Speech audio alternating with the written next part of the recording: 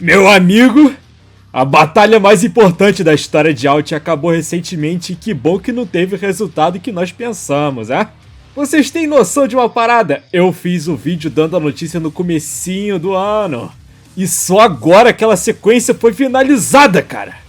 Mas nesse vídeo aqui, eu vou abordar pra vocês o decorrer da batalha, o resultado dela e o que pode vir por aí.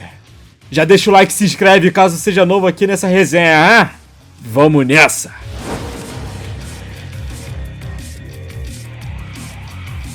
Quando Tsurumaki Yoshiki aceitou o duelo proposto por Tanzao Atsushi, muita gente pensou que seria de fato a reta final do mangá de Alt.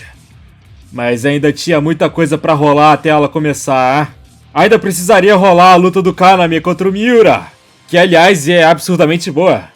Eu acho que ela é até melhor que a do Yoshiki contra o Achan. Além do debate maluco do Kai contra o Tatsuya, que foi salvo no último segundo pelo Sawamura e Muto. E dá pra fazer um vídeo só sobre essa pequena série de capítulos que mostra o quão sofista e baixo um ser humano consegue ir pra sustentar as próprias mentiras como Kai vai, mané. Fora o flashback do próprio Tatsuya, mostrando a verdadeira motivação dele pra interferir na batalha entre Akihito e a Kyoranki de Yoshiki.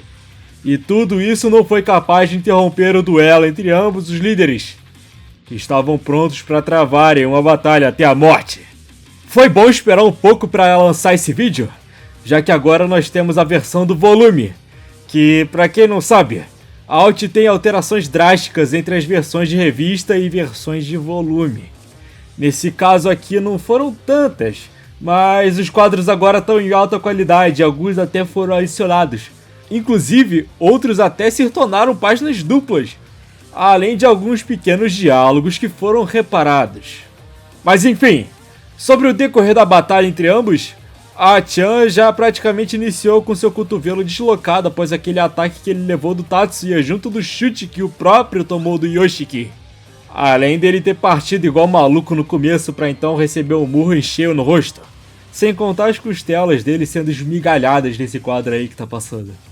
Apesar de tudo isso, ele conseguiu counterar esse soco no peito com um chute no rosto de Yoshiki, que caía de joelhos, ficando vulnerável a um segundo, que resultava também na famosa cabeçada que o Achan também usou lá no começo do mangá, além da pisada dupla no rosto. Mas um detalhe é, ele sabia que Yoshiki estava de boa. E bem, realmente, antes mesmo que ele pudesse perceber, ele já estava de pé, farmando a horinha dele ali com cigarro.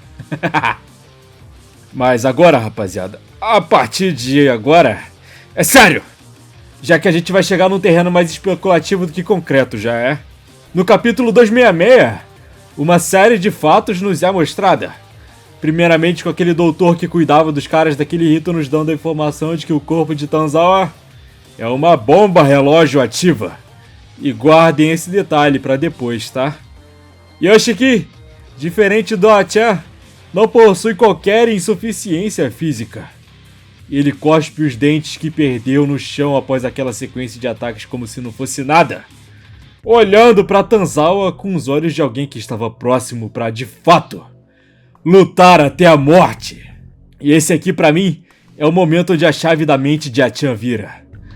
Tanzawa Atsushi sabia que a única coisa que o humano nunca deve se deixar consumir é pelo medo. O medo é a escala que mede a morte de uma pessoa. Se é leve, ela enlouquece. Se é pesado, ela não se move. E Tanzawa se lembrava do dia em que o medo que ele sentiu não permitiu que ele se movesse. Víamos seu cotovelo deslocado e seu tronco já moído. Mas Yoshiki não enrolava e partia de novo. E mesmo com o Achan desviando, ele previa facilmente seus movimentos. E o próprio líder daquele rito fazia o mesmo. Mas não era suficiente. No avanço de Achan para a vitória, Yoshiki acertava agora o seu joelho. E ele se dobrava, estando agora com ele deslocado, indefeso. O doutor, que nos dava a informação agora completa. Achan, durante sua vida, passou por 2 cirurgias no cérebro devido a fortes impactos que ele sofreu na cabeça. E caso ocorresse mais uma vez, ele morreria. Aliás, antes da gente prosseguir rapidinho, eu quero recomendar pra você a playlist de áudio que eu fiz aqui no canal. Já tem 2 vídeos fora esse aqui. Um sobre o flashback que ocorre antes do momento final da luta, e outro sobre o personagem mais misterioso da série. Ele vai ser mencionado mais pra frente nesse vídeo. Caso você queira dar uma olhadinha pra ter mais contexto sobre os bastidores dessa luta aqui, seria foda. Enfim, vamos em frente. A essência do medo é a vontade de controlar os outros, assim como a si mesmo. Mas quando o medo toma conta de você, sua vontade deixa de ser sua e o medo toma conta. E a Chan superava esse medo desviando do soco de Yoshiki, mas não era fácil assim se defender dos chutes devastadores de seu oponente. E ele enfim era acertado com um. Pois bem, e agora, no capítulo 267, víamos o flashback da infância de Tanzawa e como a mãe dele o menosprezava. Afinal, a mesma o dizia diretamente que nunca queria tê-lo tido. Mas ele, independente do ardor dessas palavras, sorria.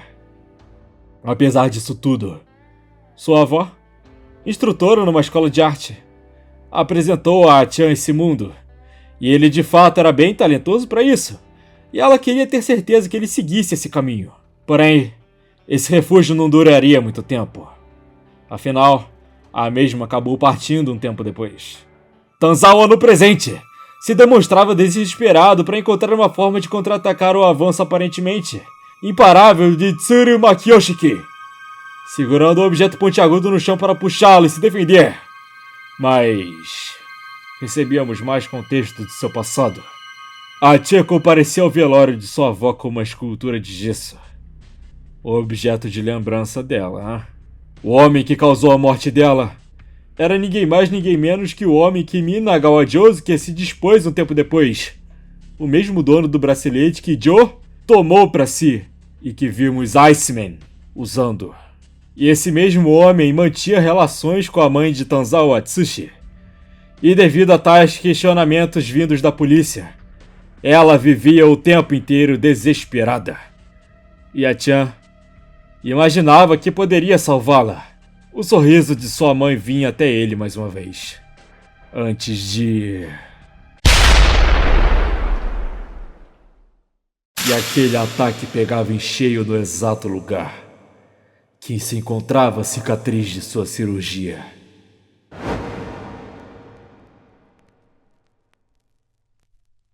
Após tudo aquilo, todos imaginavam que Tanzawa havia de fato sido derrotado, e Kenshin, um dos comandantes da Kirihito, declarava que todos partissem para cima de Yoshiki e o finalizassem.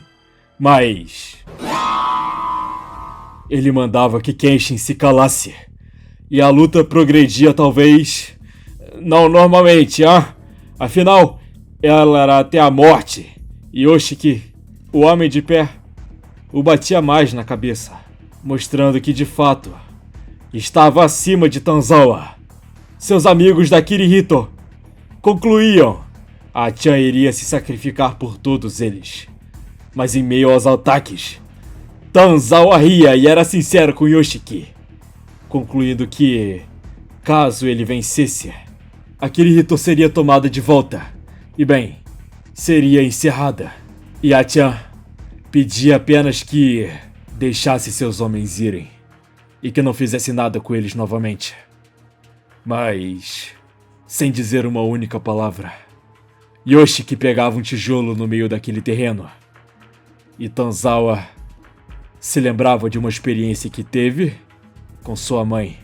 Ele havia sofrendo depois do incidente de sua avó e lembrava das palavras dela, onde a mesma havia dito que não queria cometer o mesmo erro que cometeu com ela, com Tanzawa. Afinal, a avó de A-chan era bem dura com sua mãe, pela mesma ter, assim como seu filho, talento para a arte. Tanzawa Atsushi sempre olhava para aquela escultura de gesso com remorso, querendo saber o que havia feito para merecer viver nessa triste realidade. E olhando para Yoshiki, se preparando para o finalizar, ele voltava mais uma vez ao passado, onde ele tentava escapar daqueles problemas, desenhando ele, sua mãe e sua falecida avó, sorridentes e juntos, numa tela. Mas o que ele menos esperava que ocorreria era... As pessoas não têm medo da morte. Elas temem o fim de suas vidas. Enquanto o medo existir, significa que você ainda está vivo. Aqueles que podem tornar a tragédia em força são os mais fortes de todos. Ali, o medo e o amor são segurados na mesma mão. Ele não conseguia se mover, porque entre aquele medo, um traço de amor se encontrava. Atsushi entendeu que a lembrança de sua avó era, para sua mãe, uma sombra, um símbolo de medo. E a figura de sua mãe em pé, na sua frente, não era nada além da própria natureza humana. Víamos então o desenho de Tanzawa junto de sua família, manchado no chão. E bem, vamos retornar agora ao presente, pois agora no capítulo 269 é onde ocorreu o momento. O momento! Ah! Yoshiki olhava Tanzawa caído no chão mais uma vez. E abrindo seus olhos, ele via nas mãos de seu oponente a escultura de gesso. Yoshiki fumava mais um cigarro enquanto todos os demais membros de ambos os grupos o olhavam. Ele deixava Tanzawa sentado novamente, o olhando, se preparando para mais um ataque com aquele tijolo. Mas Tanzawa se lembrava de uma conversa com Minagawa Josuke na infância. E Joe-kun dizia que talvez por devido à sua cirurgia no cérebro, ele pode ter despertado algum superpoder insano. E ele dizia as seguintes palavras após Tanzawa duvidar disso: aqueles que possuem tornar a tragédia em força são os mais fortes de todos. Tanzawa, com sua perna que ainda estava boa, dava uma rasteira em Yoshiki. E ele saltava e... bem... veja com seus próprios olhos. Eu não vou censurar nada!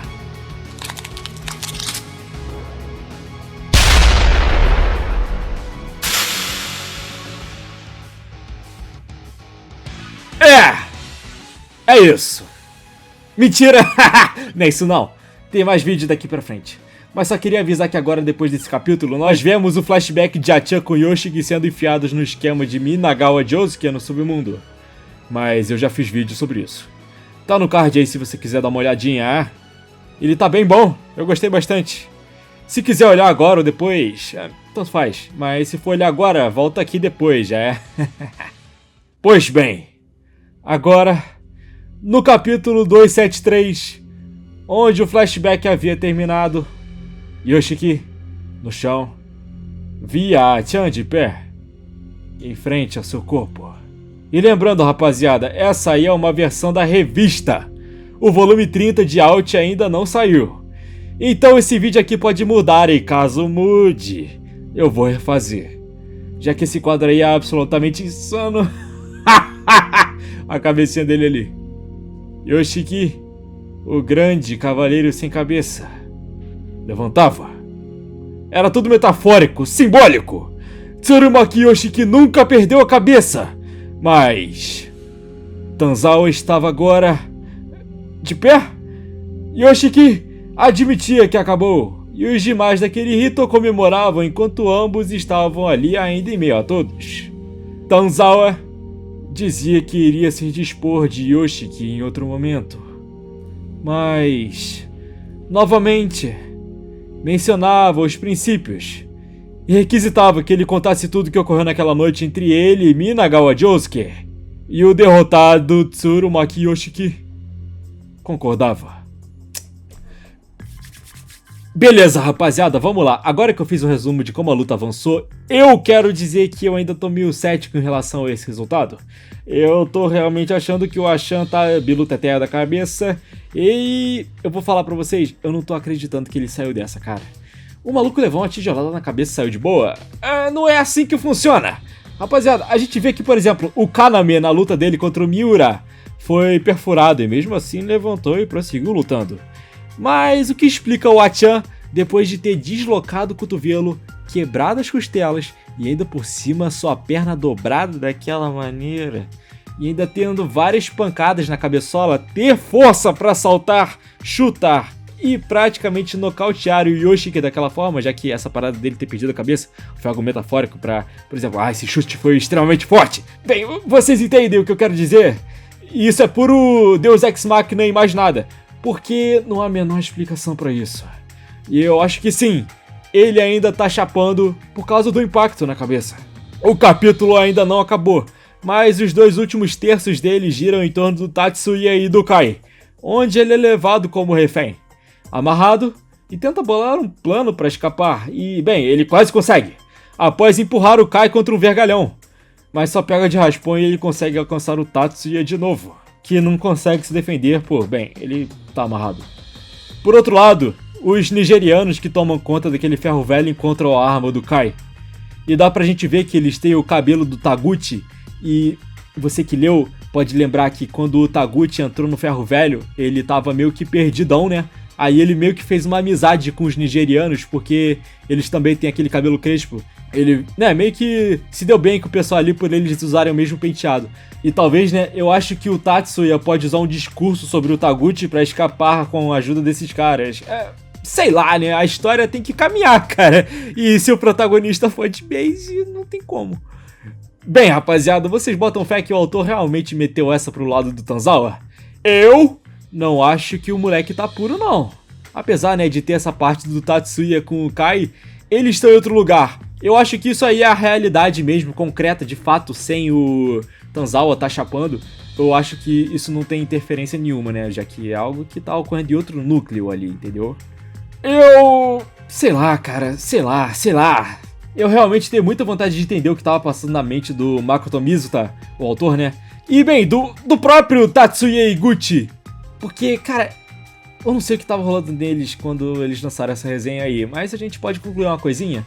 Com os capítulos anteriores, digo os últimos 3, dá pra concluir que o mangá vendeu muito bem lá no Japão, já que quando tem flashback, cena mais light e tudo mais, significa que o que veio antes foi sucesso. Aí eles dão uma travada pra dar um background, um contexto, sacou?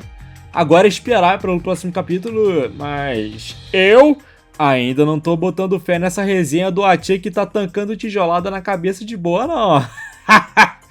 Eu ia falar muito mais aqui, mas eu acho que caberia mais um vídeo separado, já que eu queria abordar esses flashbacks do Tanzawa e meio que fazer uma análise de como um ser humano consegue ir do céu ao inferno devido às circunstâncias de sua vida, hein? Acho que caberia bem uma análise disso. Eu não sou nenhum manjão de psicologia nem nada, mas eu já vi bastante disso aí. E o próprio mangá mostra pra gente que um passado trágico pode influenciar a vida de alguém pro mal, hein? Enfim, assumo que você já tenha se inscrito aqui. Caso não, vou fazer a mesma coisa que hoje que fez, hein? Ó! Não tem muito mais o que abordar aqui, cara. Eu, sinceramente, acho que o autor de Out, não só falando do Tatsuya Iguchi, mas do Mizuta, eles estão meio malucos atualmente no ritmo que o mangá tá saindo. Cara, eu acho que a gente só vai ver o final dessa maluquice toda lá por 2030, cara. Porque o ritmo que tá saindo os lançamentos, cara, é papo de mês em mês, mano. Não tô conseguindo entender. Pois então, comenta pra engajar legal, manda pra algum migão seu aí que pode se interessar por Out. E valeu!